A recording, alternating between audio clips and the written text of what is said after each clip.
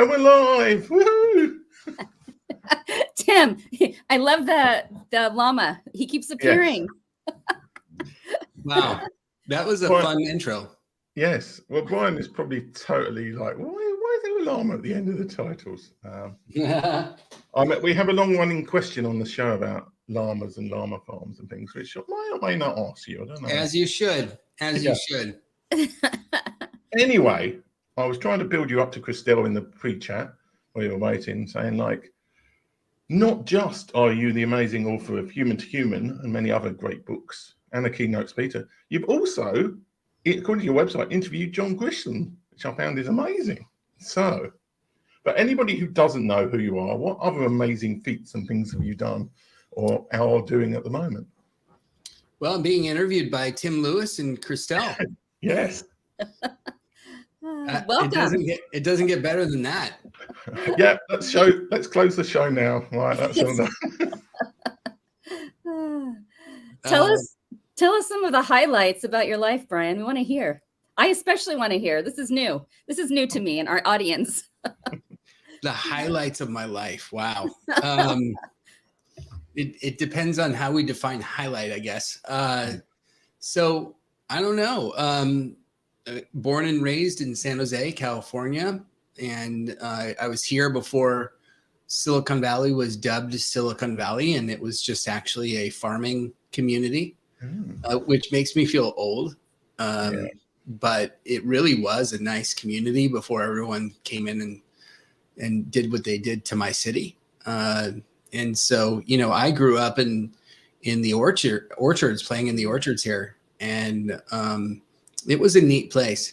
We ride our bikes all over the orchards. There really were, fields of cows and cotton fields not cotton, apple orchards and all kinds of stuff. And so, I'd ride my bike to school through the orchard, getting to school. And so that's the kind of city I grew up in, even though when I say it and I travel everywhere and I tell them I'm from San Jose or Silicon Valley, they go, oh, okay. And that's not actually the case. It was a different city for me until, I graduated high school and came back to from college. When I came back, that's when Silicon Valley really started taking off. So, and I came back because, not just my family was here, but the opportunity was here. At that point, I knew that, there was going to be a gold rush, if you will, another one in California. And that gold rush was really, a new, unique thing. And it's not unlike what we're going through right now in this very moment with AI, I think. At that time, it was silicon chips.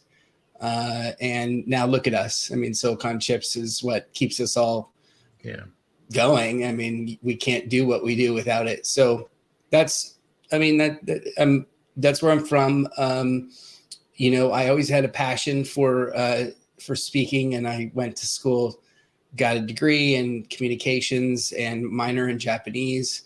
I thought I was going to go into international business. So I literally just saw a sign that said Japanese this way and at college, and I followed the sign and I signed up. So there's no great story there. As part of that, I studied Buddhism, and I really enjoyed that. And so then from there, I really created kind of a path through marketing agency work. All my work was in the marketing agency side work. And so I learned the ropes in every position I probably could. And I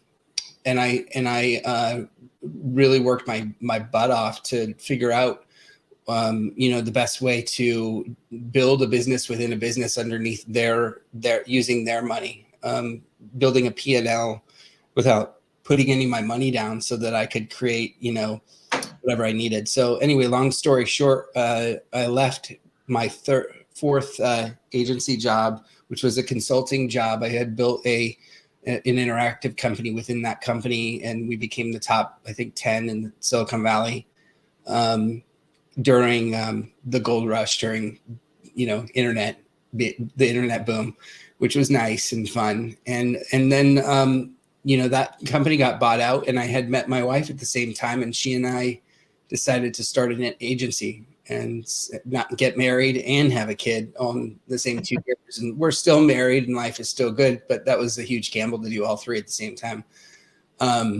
Glad we did it. And so we had the agency for over now 22 years. It's grown, and it's deflated on purpose. It's been up to 30 people at $30 million.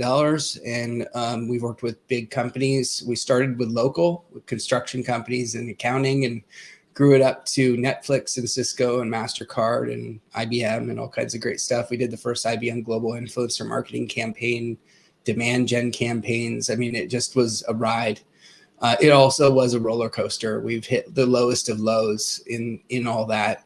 In the midst of all that, I was speaking 200 days a year. I was actually traveling 200 days a year. One of those trips, I think I saw Tim in London. Yeah. That was a really fun trip, minus the moment after I saw Tim, and we could talk about that or not. It doesn't matter. But I ended up, speaking so much and running the agency that I burned out in the most classic, masterful way. And I was 85 pounds more than this right now. I had diabetes. I was really just burning. And while on the outside looking in, everybody thought I was doing miraculously, on the inside, I was not. And so one day I came home, and my son, who was 11, pulled me aside, and he pulled me into his room by the hand, and he said, "Dad, we don't ever see you. You're never here. And you're missing all my shows at school, my soccer games, and we miss you." And he said, "No, by the way, you're, overweight." He used the word fat, so I'm being nice. And he said, "You're, and you're going to die and not ever get to meet your grandkids." And I was like, geez, out of the mouths of babes, He was, 11. So speaking like an 11-year-old, real honest. And I really took it to heart. I was kind of in tears the next day on another plane to my keynote, unfortunately. And I just decided on that last plane ride, that this would be my last plane ride that was intentional. I would finish out whatever obligations I had, but I wasn't going to do this anymore as much as I did it. I came home and I told my wife I wanted to exit everything, not our marriage, but everything else. Yeah. And we did. We exited the agency. We exited speaking, exited everything. I took a year off. I lost 85 pounds. I no longer have diabetes. And I spent every day picking my kids up from school and dropping them off. And living a really good life now. I'm an executive coach. I found my passion. I found my purpose. I get to work with people I love. And I still do marketing, but I do it through showing others how to do it rather than doing it myself and building an agency. And I just I really enjoy where I'm at in life. It's just a really good quality life. So that's my story, and I'm sticking to it. Thank you for asking. I feel like I'm not sure what I could add, apart from I was telling Christelle the story of I don't know if it was the first time I met you in person, but you had a meetup in a pub in London. I don't know if we met at a social media world or not. Were you ever there? Yeah, I've been social media. Yeah, I think we met there maybe. I feel like we did. Yeah. But that was very much a hello, Bryan. No, but so you had a meetup in London, and I must have been following you enough to go to the meetup. And let's say that the evening took a weird turn, as ended up with you getting involved in a bar fight, basically. Well, I mean, it wasn't really like the classic. I guess it was, but it wasn't like the movies, was it? No. Right. Somebody came over, asked if we're from the United States. Yeah. And we unfortunately said yes. It was the day after our current last president was visiting, and there was high energy. And I don't know what happened. It was just the wrong place at the wrong time. We said yes, and that person proceeded to dump a beer over my wife's head. And I, for better or for worse, I lost it, and I went after the person, and I probably shouldn't have, but I did in the knight in shining armor moment of trying to do what I did. But 1 on 8 is not a good odds, so maybe next time I'll just sit in my chair and tell the bartender, hey, can you take care of that? But I don't know. I think I'd do it again. I'm seeing you fighting now. I certainly wouldn't want to get into a fight with you because you did well. So it's hard to say you're not American, and we have such a American accent. You can't really get by that one. So yeah, maybe Canada will be my answer though next time. Yeah, people love the Canadians. Yeah. I had someone say when I was visiting England last time, well, we prefer the Canadians. And I said, we do too. Right. Yeah. So, Tim, I think it's your turn to ask a question, actually. Yeah, well, actually, it isn't, strictly speaking. Well, I don't know, because I didn't really ask a question then. Anyway, behind you, I see you have many items on the shelves, including what looks like a green Buddha. There's a hashtag symbol. Oh, that's Kermit. That's Kermit the Frog. No, on the other side. Oh, this one. That's Buddha. Yeah. Yeah. Right here. Yeah. No, I can tell Kermit and Buddha apart. Oh, okay. My religious tuning is not that far. Yeah, but on the other, this is a whole mirroring thing. So there's a hashtag symbol, and it looks like two figures in front of it. What's that about? This one? Yeah. This hashtag? Not the giant one, probably. Next to the Buddha. So next to the Buddha. That it's simply just a hashtag. And actually it lights up. It's kind of neat. Oh, you got two little. I thought the two little figures were part of the hashtag. No. So these are bobbleheads. Yeah.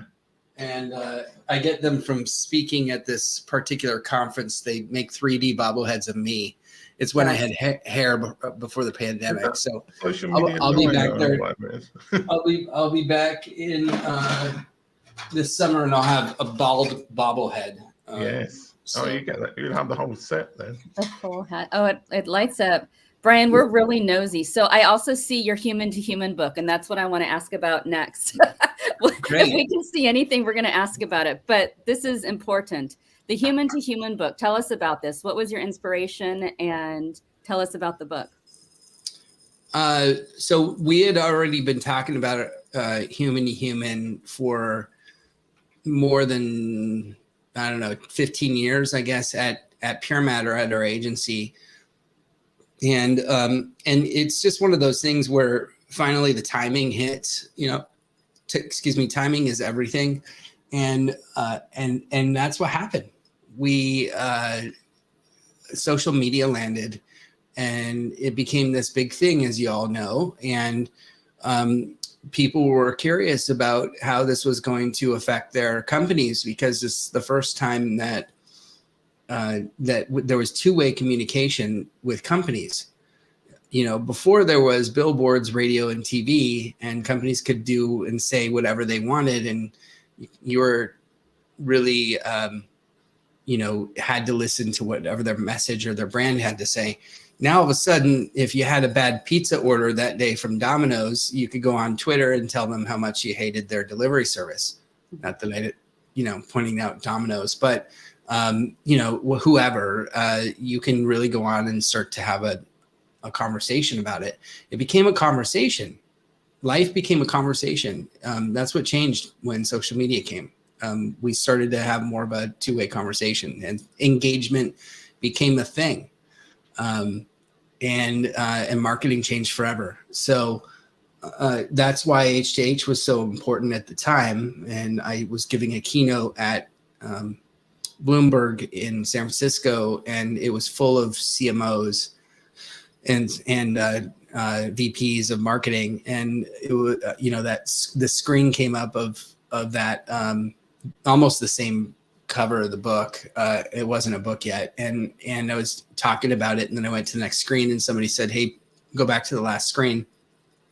The MC did. And I did. And everyone started taking pictures with me in it. And within 24 hours, there was over 43 million impressions, and it went just very viral. In I don't know how many languages, 15 plus languages of people coming at me, and I couldn't tell what they were saying because there was no translation button in social media yet. And so, I proceeded to write the book in the next 4 days with my wife. She helped me edit it together because I'd written about it for 2 years. I was blogging weekly about it, and thank God it was already a topic I'd written. So we just stitched it together into the book and self-published it, and it became a bestseller, and that's what kicked off and started even more speaking. Like it created a whirlwind, and then eventually it became a TED Talk on that topic about sharing and human to human, and that went viral. So it was just like one thing after another. It really created a neat place for my career, and then also for just taking the message out to everybody. Yeah. I've seen the comments. We have a lot of comments about Kermit. Kermit, I love Kermit, and I'm not entirely sure. I can't remember. That's a song. I can't remember seeing the Muppet movie for a while.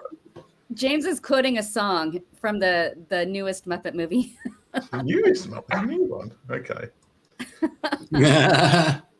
Anyway, Gabriella says she loves Kermit, so we have Kermit fans here. We have the Kermit fans. So, coming back to what you were saying, it sounds like the whole human thing and all the keynote speaking just took off to the extent that you got into this position where you were speaking 270 days a year. What advice would you have given yourself if you could go back in time to that, Bryan, when things are just taking off, to try and make it so that you didn't burn yourself out? What lessons do you think? I mean, obviously, in reality, you can't go back in time and tell yourself, but what would you try? If you saw somebody in a very similar position to you as you were then, what advice would you give them to avoid burning out? Oh, my God. I work with burnout people every day now. That's my I guess job, if you will. And it's don't get to that point. Yeah. Don't get to the point where it's boiling. And there's very clear signs to see when you're, I mean, crying is one of them, but there's very clear signs about burnout, and how not to get to that point is, to really focus in on the things that you love, not the things that you don't love to do. A lot of times I just think that we take on everything rather than, our slice of the pie.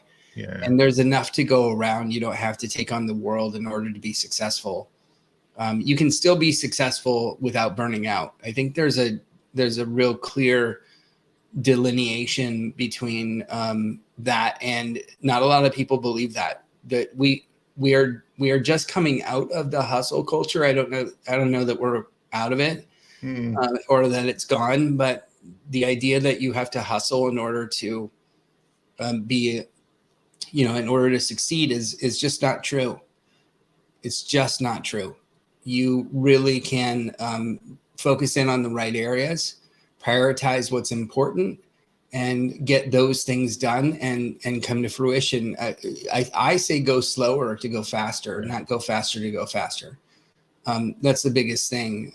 And when we do go fast, we end up hurting ourselves on some level. So yeah, maybe you make short-term cash increases, but the long-term damage and the long-term decrease of loss, whether it is in money or it's in health or other areas, is worse than the steep increase of what you just did. So there is no positive outcome for hustle. I don't see it. I don't believe in it, and I will argue it to the end of the day. Yeah, we've got a load of comments about that. Gabriella claiming that she wasn't obsessed with Kermit.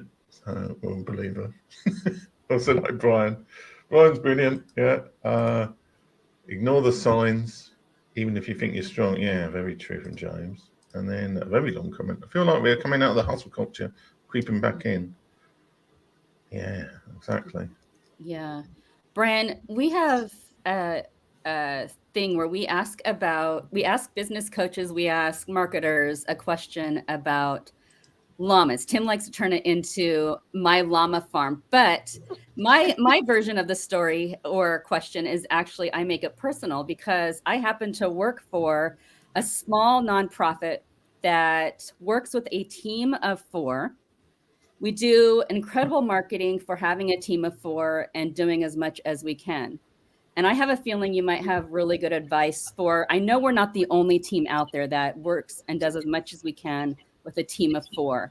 2 people watching right now, they work for themselves. They're self-employed. So what would be your biggest marketing or best marketing advice for those of us who are working with small teams and need to market and get the story out there or get what we're doing out there? Sure. First and foremost, it's my cousin actually has a farm in Oregon, and she has llamas on the farm. And so I've learned that when a llama is angry at another llama, they will stick their tongues out to express their dislike to each other. And so that's kind of an interesting thing. The other thing is that llamas are native to South America, and female llamas only give birth every other year. So they're real. See, they don't burn out. They're not a hustle culture. They really understand that giving birth needs time and space. So I'm just messing around. I needed to throw that in there. But Tim, I mean, I guess we should have asked him the llama question.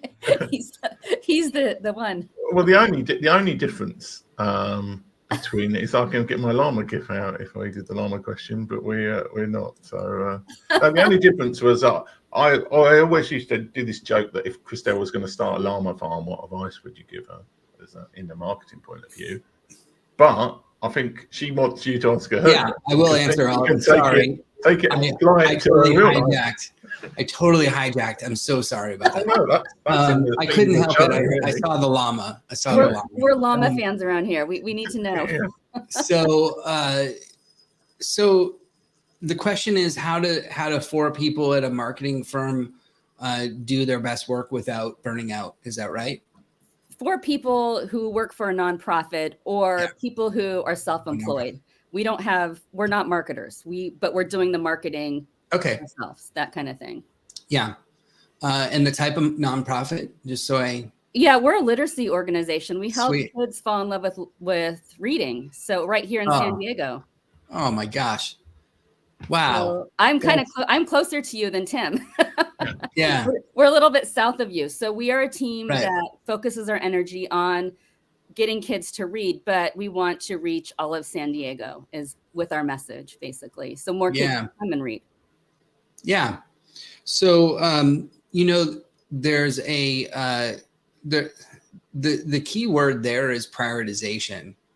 And the way that I would approach it, the way that I approach all things now is really what's the impact that we want to make. And by impact, we need alignment, especially in a nonprofit where we're looking for a number of things. We're looking for donations. We're looking for people at the end of the day to serve, a community to serve. And we're looking for people to support, whether it's in help or sitting on our board.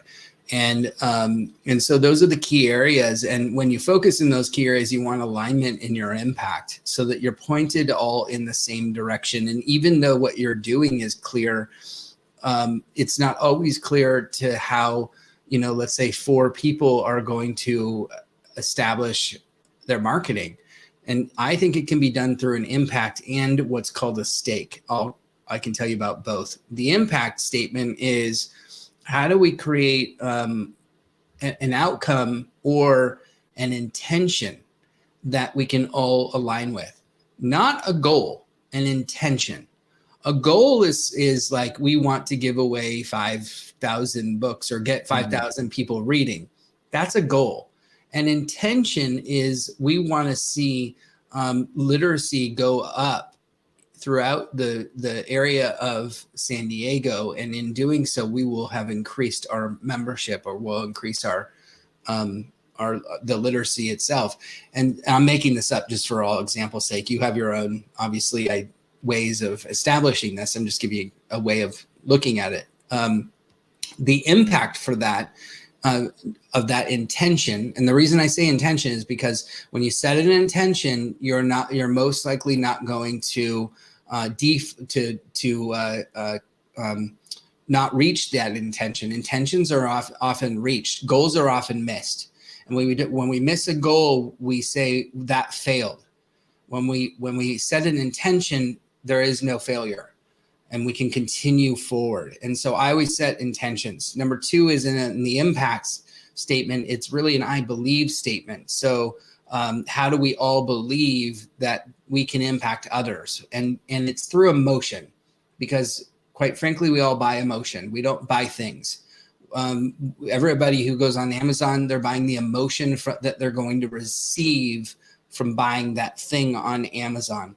And that car that we just bought gave them an emotion. We're buying from what gives us the ultimate place that we're coming from. So I believe that happiness and happiness, I'm making this up, happiness, solidarity, and an education and an educated mind can create more jobs. I don't know what your outcome is, but by doing those things, those emotions, by creating more of those 2 or 3 emotions, we can create more jobs in the future. We can create more of something that's measurable. Now let's all follow that. Now let's all follow what we all believe in and stay together. That's the best way for 4 people to get together in one room and think about this and follow in it. What's the impact we want to make in the world? Have that conversation first, and then come back to the strategy, and then come back to the tactics, and does it all relate back to the impact that we're trying to make? An impact is not purpose. I know an impact is not a mission statement. An impact is a timeline for a thing that we want to accomplish, and that's how we're going to accomplish it. So I could sit here and tell you what marketing tactics will work, or I could tell you how to go at it, but all that's mud at the wall. When you look at the impact of what you're trying to do, that's what's going to create cohesiveness and alignment in a small team of 4 people. Thank you. You're the first person to talk about this, so this is really good. Thank you, Bryan. James asking, is intention another word for aim? Or are they different? I think, well, it might be just a definition thing, right? I think it's pretty close. Yeah. Yeah. If I understand what he or she means by that. Sorry, I didn't catch the name. James. Yeah. It's Mr. Christelle, actually. So. Yeah. So, yeah, I think it is. I think where you're pointed, you're pointed. So, and you can do this as a physical exercise, as a leader.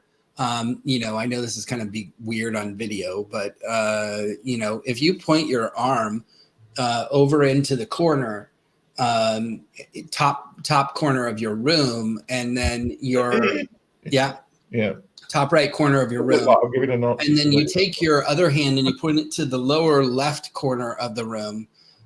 You're now kind of a teeter-totter, right? Yeah. But what you're also doing is with your right hand that's pointed up, you're pointing to where we're heading, where the vision is, and what the intention is. So now we're looking at the intention. With our back hand, we're looking back at all of the people that are following or our audience, and we're saying, "Come along, let's do this." The reason that I do it that way is, we embody that, is because we have to always keep our eye on the vision, and we always want to keep our eye on bringing people with us. Yeah. When you miss one or of the other, you can't keep an organization going. There always has to be vision. There always has to be a sense of bringing along, of coming from the come from, of bringing along. So those are the dichotomies of the aim question that James asked. Yeah. Gabriella says, I love that. Yeah. Both James and Gabriella are self-employed, so that's really good for them. I know they're enjoying this. So thank you, Bryan. Okay, I have another question. And because all your branding is human to human, I think it's only right. What do you think is the role of AI in marketing? What effect do you think AI is going to have, and how much is hype and how much is reality? It's not hype. Yeah. It's here. It like I said, it's the next Silicon Valley. Yeah. I really think it is. When they took over the orchards here, this is that very same thing, although this is global. But this is the next wave. This isn't crypto. This isn't blockchain, although I think blockchain has legs, not crypto, but I think blockchain has legs and it will be here to stay. And AI is the next evolution. It's the thing that's going to change everything. And for me to sit here and make predictions about whose job it's going to replace is not. I could throw darts and tell you what I think, but it really, the biggest thing that won't change is strategy. Yeah. If you're looking at, be excited about this, but be cautiously excited. And that's how I'm looking at it. I'm learning everything I can about it so that I know how to work with it. Because I believe that it's technology. And I always believed that, even when I wrote the book of Human to Human, that it's technology and machines, not or machines. And when we learn to use technology to bring relationships closer together, that's the point.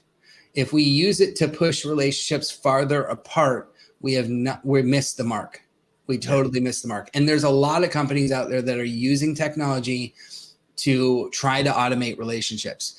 And they're either failing or going to fail. And it is not what creates an emotional experience when we buy. When we buy something, we buy it because we know, like, and trust someone who told us about something, or of the emotion it gives us to purchase that, as I said before. So if AI comes into place, that will not be the case. You have to look at both sides. Yeah.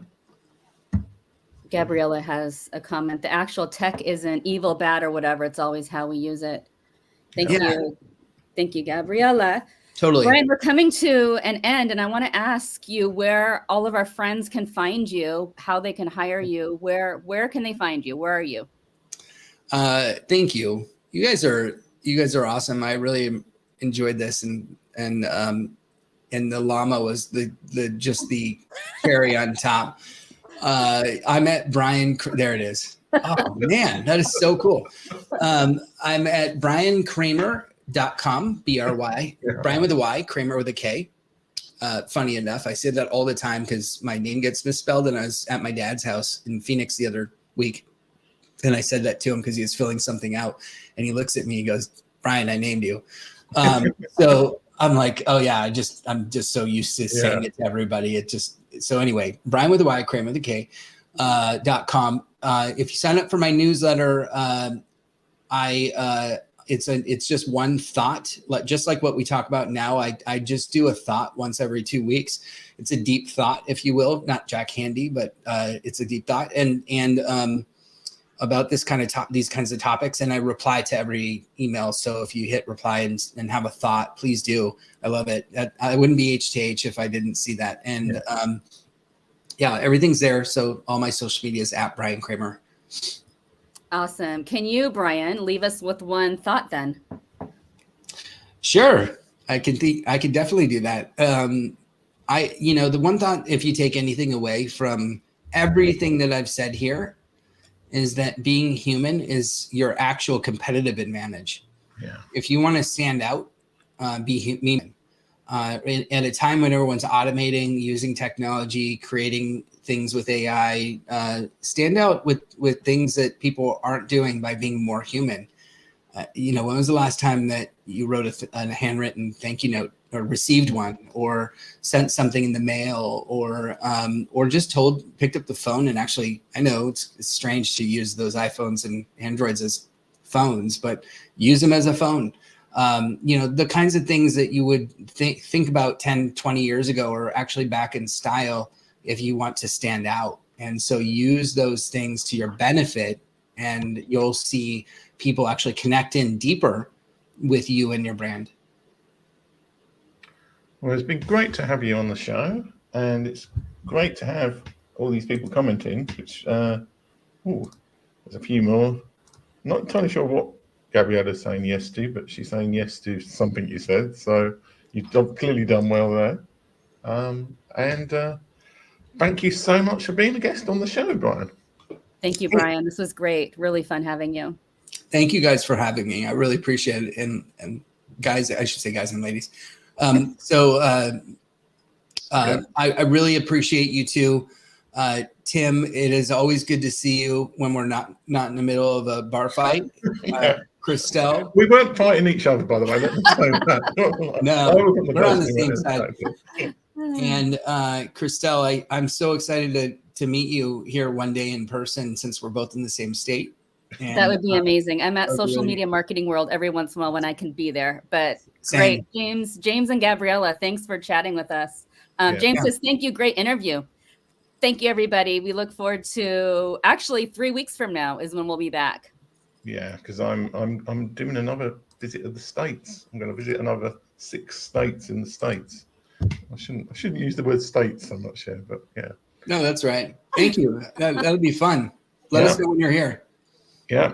Well, I'm not actually getting to the West Coast this time. Maybe later on in the year, but I think the furthest west I'm getting is Rapid City, or maybe Dallas Airport. So you could drive to Dallas Airport and we can meet if you like, but I think that's a bit. I could, and I won't. Tim, next time you're here, you'll need to do a California meetup next time you're here, probably mid-state, perhaps.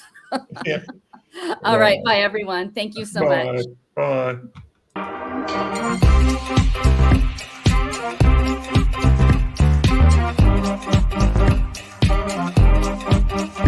This is what God requires.